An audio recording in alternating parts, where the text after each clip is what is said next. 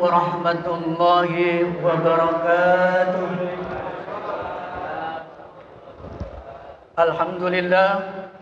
Alhamdulillahilladzi kataba alayya siyama wasilatan littaqwa. Asyhadu an la ilaha illallah wa asyhadu anna Muhammadan abduhu wa rasuluh. Amma ba'du, وقال الله تعالى في الكتاب القرآن العليم. بسم الله الرحمن الرحيم.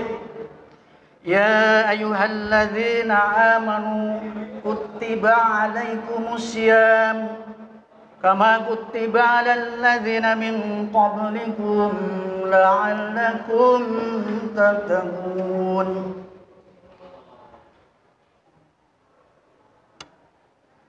Bapak-bapak, ibu-ibu, jamaah sholat tarawih yang saya hormati, juga yang saya hormati Ketua Yayasan Masjid Rodatul Jannah serta jajarannya, yang saya hormati Ketua RW 021 Bapak Ngatiman, yang saya hormati Ketua Pembangunan Bapak Suhandoko, Bapak Gaus Baraka, maaf, juga pembina Masjid Rodatul Jannah Bapak Suhandoko, wabil khusus para ustadz, para kiai, para ulama, sesepuh Masjid Rodatul Jannah, juga adik-adik remaja yang saya banggakan. Puji dan syukur kita panjatkan kehadirat Allah Subhanahu wa taala atas limpahan rahmat dan nikmatnya. Pada malam hari ini, malam tarawih yang kedua, kita masih diberikan kesempatan, masih diberikan umur panjang, masih diberikan nikmat iman wal Islam, juga masih diberikan kesempatan untuk menjalankan ibadah sholat tarawih, juga sholat isya berjamaah. Bapak-bapak, ibu-ibu, jamaah sholat tarawih yang berbahagia, salam dan salawat kita haturkan kepada junjungan Nabi besar kita Muhammad SAW serta keluarganya, para sahabatnya, dan juga kepada kita sekalian yang senantiasa selalu istiqomah dalam menjalankan ajarannya. Mudah-mudahan di yaumil akhir nanti kita akan mendapatkan syafaatnya. Amin ya rabbal alamin. Alhamdulillah, kita telah melaksanakan puasa selama 1 hari. Dan juga kita telah melaksanakan sholat isya, sholat tarawih yang dipimpin oleh Bapak Suyani. Sungguh sangat nyaman, enak, sedang menurut saya, khusyuk, dan ini adalah nggak terlalu panjang, nggak terlalu pendek, jadi sedang, cukup. Mudah-mudahan ini menjadi untuk selanjutnya jamaah betah seperti ini. Bapak-bapak, ibu-ibu yang saya hormati, kalau tadi disebutkan penceramah, jadi tidak pantas kalau saya ceramah di sini, karena di sini banyak para alim ulama, banyak para kiai. Jadi saya hanya sekedar barangkali tukar pengalaman atau tukar pengetahuan bagi bapak-bapak sekalian, khususnya untuk mengingatkan pada diri saya sendiri. Kemarin telah disebutkan atau disinggung oleh Pak Ketua Yayasan Bapak Hasan Toha bahwa DKM mempunyai program. Program ini harus disampaikan kepada jamaah karena ini satu program. Terserah apakah ini mau ngikut atau tidak, itu terserah pada jamaah. Jadi kalau saya ibaratkan ini satu kendaraan, masjid ini adalah satu gerbang. Nah, gerbang ini kita buka dengan pintu, kalau sebelumnya tahun kemarin pintu AC, sekarang pintu sound system. Jadi saya mengajak kepada jamaah dulu, ayo kita masuk ke gerbong, kita menuju surga bareng-bareng. Jadi kalau saya mengajak atau kita mengajak kepada yang lain, berarti jamaah sendiri malah nggak diajak ke surga. Ini kan satu kendaraan, masjid ini kendaraan kita bersama menuju surga. Mari kita bareng-bareng menuju surga melalui pintu. Sekarang pintunya pintu sound system, berapapun juga, tidak terbatas. Yang punya sedua silahkan, yang punya 5.000 silahkan, tetap diterima. Yang punya 20.000 silahkan, disampaikan saja ke Pak Sutar, nanti akan dicatat. Gak usah takut, gak usah malu. Semuanya adalah untuk menuju kebaikan. Bayangkan saja, sound system ini dibaca oleh imam setiap sholat, satu huruf 10 kebaikan. Kalau imam nggak mungkin baca hanya satu huruf, nun, nggak mungkin, pasti alhamdulillah itu udah berapa huruf. Jangan alif satu huruf, lam satu huruf, mim satu huruf, berapa huruf. Jadi kalau yang menyumbang sound system, berapa ribu pahala yang akan kita capai. Jadi kalau kita flashback ke belakang sebentar, masjid kita ini berdiri tahun 1991 ya Pak Edi ya. Dulu belum megah seperti ini. Melalui proses, melalui tahapan-tahapan 92 berdirinya masjid ini belum megah seperti saat ini. Sekarang kita sudah merasakan bersama, masjidnya sudah megah, tinggal kita isi selanjutnya. Ada beberapa pimpinan-pimpinan yang telah mengantarkan masjid ini menjadi bagus seperti ini. Mungkin dulu ada Pak Wondo ya, ada Pak Wondo, ada Pak Suroso, ada Pak Armen, Pak termasuk Pak Gawos dan Pak Edi dan lain-lain sebagainya.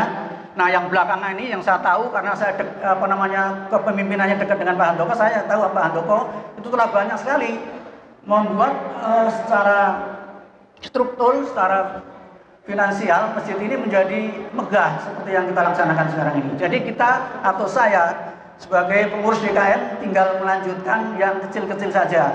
Seperti kemarin AC, kemudian mengisi sekarang sound system, dan nanti kelanjutannya untuk yang lain kita bicarakan selanjutnya. Oh ya, insya Allah nanti AC kurang satu lagi di dalam, jadi masih panas, kita tambah satu lagi. Sesuai dengan himbauan DMI itu Dewan Masjid Indonesia, bahwa keberadaan masjid sekarang ini bukan hanya sekedar untuk sholat, tetapi bagaimana masjid itu difungsikan untuk pemberdayaan ekonomi umat. Kalau kita contoh aja, masjid di Yogyakarta, Jagakaryan misalnya, DKM-nya sampai mengatakan kalau pengurus masjid minta sumbangan kepada masyarakat itu haram. Itu yang kata DKM Jagakaryan. Kenapa dia bisa ngomong seperti itu?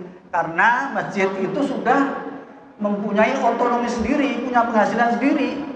Mereka punya di pinggir jalan itu punya toko warung-warung juga seperti kita.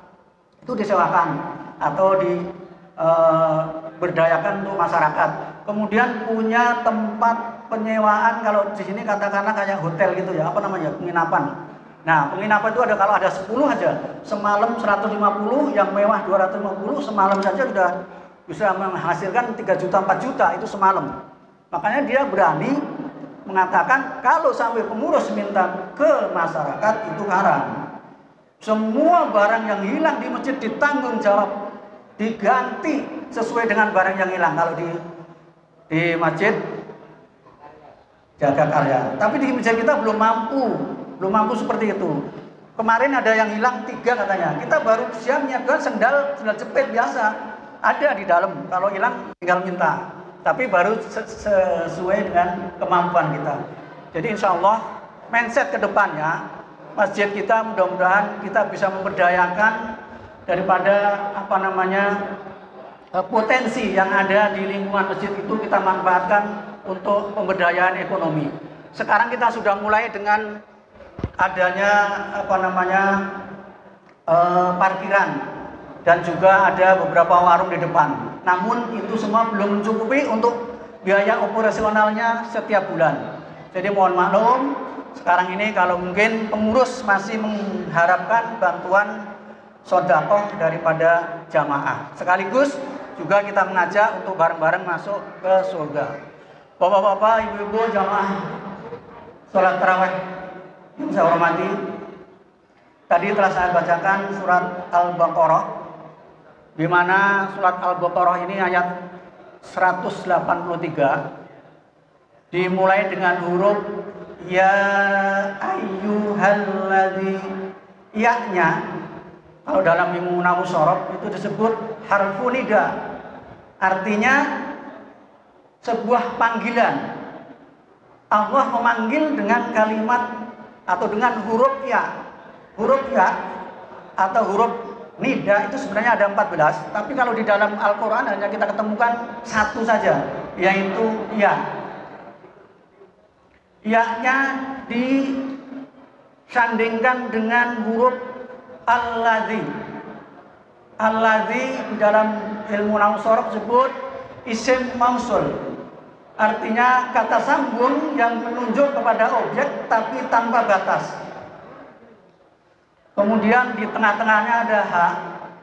Ha itu tanbih, artinya penguat sebuah informasi.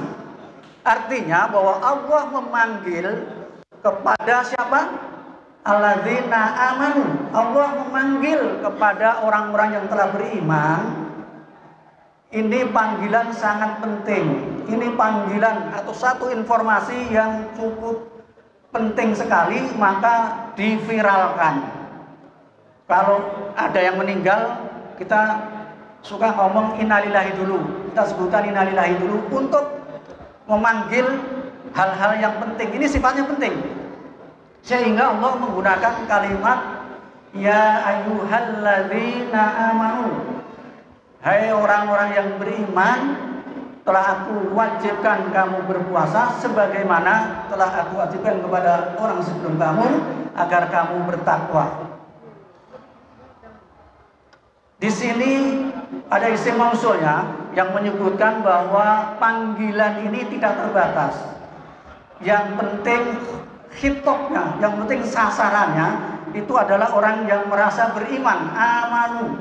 Yang penting merasa beriman, semua dipanggil. Di kalangan kehidupan, tatanan kehidupan bernegara, ada seorang presiden, ada menteri, ada bupati, camat, lurah, dan sampai tingkat RW. Ada laki-laki, ada perempuan, ada anak-anak, ada anak kecil. Semua dipanggil melalui ya ayyuhalladzina amanu tanpa batas.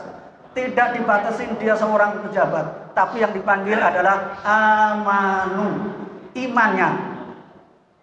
Ya sendiri ini satu panggilan yang langsung menuju fitrah manusia, sehingga di awal-awal Ramadan semua tersentuh manusia. Begitu banyak orang-orang yang tidak biasa ke masjid. Kalau hari-hari bukan puasa nggak ke masjid, tapi dengan panggilan rahmat Allah, dengan kalimat ya, semua berbondong-bondong ke masjid. Seperti malam hari ini. Biasanya malam-malam sebelum puasa nggak pernah sampai penuh seperti ini. Tapi alhamdulillah pada malam hari ini yang nggak biasa sholat pun, maksudnya nggak biasa ke masjid pun, hari ini bisa saf paling pertama. Itulah rahmat, itulah barokah dari huruf ya yang telah dipanggilkan oleh Allah untuk orang-orang yang beriman. Kemudian singkat saja, apakah orang yang telah berpuasa akan mendapatkan la'allakum tatakun? Karena puasa itu intinya adalah agar bisa bertakwa.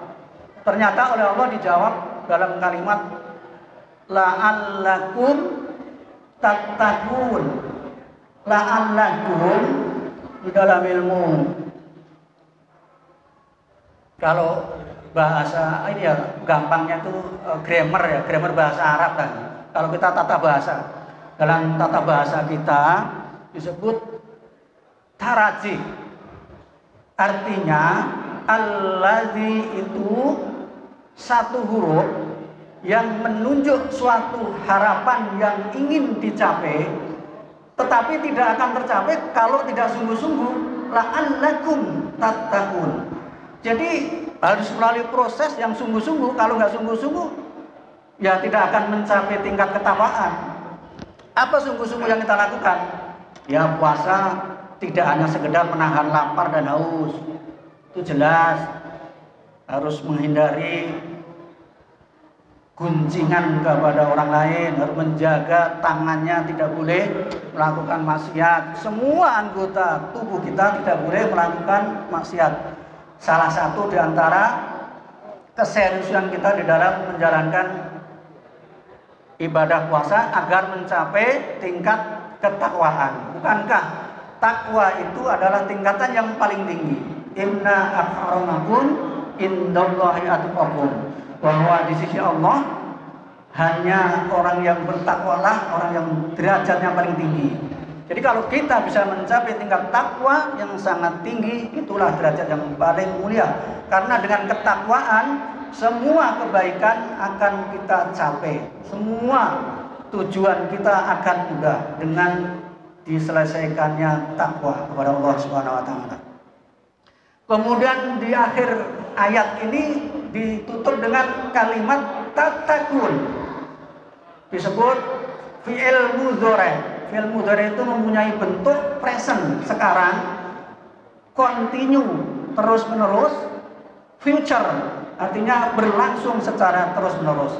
Artinya orang yang telah berpuasa itu oleh Allah diharapkan ketakwaan yang sudah dicapai itu dipelihara mulai dari sekarang, berlangsung terus dan sampai tidak ada batas waktu tertentu. Artinya fi'il mudhari'. Jadi Allah mengharapkan yang kita sudah capai itu jangan hanya bulan puasa saja. Makanya para ulama menyimpulkan bahwa keberhasilan puasa itu tidak ditentukan pada bulan Ramadan saja, tetapi bagaimana implementasinya 11 bulan ke depan yang akan kita capai. Apakah ketakwaan kita terjaga sampai 11 bulan ke depan atau tidak, itu adalah hasil puasa kita agar terjaga. Inilah kalimat mudhari' maksudnya yang dimaksud oleh Allah Subhanahu wa taala.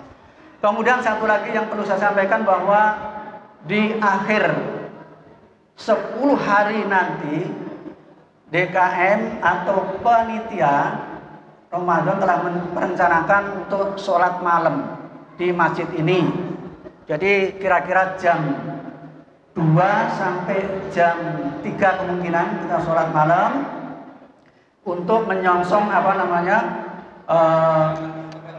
Lailatul Qadar. Bukankah 1 tahun itu ada 1 malam yang paling mulia, yaitu malam Lailatul Qadar yang disebutkan dalam Al-Quran surat ke-97 bahwa malam Lailatul Qadar itu lebih baik, khairum min alfi syahrin tanazzalul malaikatu wa ruhu fiha bi rabbihim min kulli amr salamun hiya hatta matla'il fajr. Bahwa malam Lailatul Qadar itu lebih baik daripada 1000 bulan. Jadi kalau dikonfirmasikan ke tahun, kita beribadah 1 malam itu sama dengan beribadah selama 83 tahun. Jadi tidak ada kesempatan lain kecuali di bulan Ramadan. Adanya di bulan Ramadan saja. Di bulan lain tidak ada. Selama setahun hanya sekali. Jadi kita manfaatkan. Mari kita bersama-sama menyongsong adanya Lailatul Qadar. Kemudian kapan turunnya Lailatul Qadar? Dalam hadis disebutkan bahwa malam Lailatul Qadar yang diriwayatkan oleh Bukhari, Muslim, yang diriwayatkan oleh Siti Aisyah, istri Nabi Muhammad, bahwa di 10 hari terakhir itu turunnya Lailatul Qadar, tapi tidak ditentukan kapan turunnya.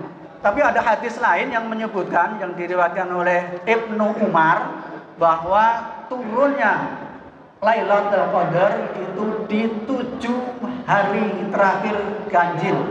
Di hari ganjil 7 hari terakhir. Jadi kita songsong, kita sambut Lailatul Qadar pada malam-malam ganjil di akhir Ramadan. Kemudian timbul pertanyaan, lah saya di masjid ini sudah sholat witir, kalau nanti kita sholat malam bagaimana sholat witirnya? Itu ada dua pendapat. Jadi menurut hadis Abu Dawud nomor hadis 1439 itu disebutkan bahwa tidak ada dua sholat witir dalam satu malam. Ketika Rasulullah malam-malam susah tidur, kalau dulu kan belum ada jam, jadi harus keluar. Dia keluar rumah, begitu keluar kok masih gelap, dia akhirnya sholat lagi. Nah, habis sholat 2 rakaat, fajar menyingsing. Jadi beliau tidak sholat witir. Artinya kita boleh melakukan di sini udah witir, nanti kita sholat lain itu bisa. Ada juga yang berpendapat bahwa sholat witir dilakukan hanya sekali, atau menurut hadis Tirmidzi nomor 471 dari Siti Aisyah boleh melakukan sholat witir kembali ketika kita sudah tidur. Kita sudah tidur, kita sholat lagi, sholat tahajud atau sholat apa, kemudian ditutup dengan sholat witir, itu boleh. Jadi demikian tadi yang perlu saya sampaikan secara singkat mengenai apa yang menjadi program daripada DKM maupun sedikit himbauan kepada jamaah semuanya. Ini hanya sekedar mengingatkan kepada diri saya sendiri, mudah-mudahan ada manfaatnya. Sekali lagi kami atas nama pengurus maupun panitia Ramadan, barangkali selama penyelenggaraan sholat tarawih mulai dari awal sampai akhir nanti ada yang kurang berkenan, ada yang kurang nyaman dan lain sebagainya, kami hanya bisa mohon dibukakan pintu maaf yang seluas-luasnya. Demikian, wabillahi taufiq wal hidayah. Assalamualaikum warahmatullahi wabarakatuh. Bismillahirrahmanirrahim. Assalamualaikum warahmatullahi wabarakatuh. Yang kami hormati Bapak Ketua Yayasan Dr. Andes Haji Hasan Toha, yang kami hormati Ketua DKM Bapak Ustadz Soeharto, Ketua Panitia Ramadan Bapak Niwa Kusuma, Ketua Pembangunan Bapak Gaus Balaga, serta jamaah sholat tarawih bapak-bapak maupun ibu-ibu yang kami hormati.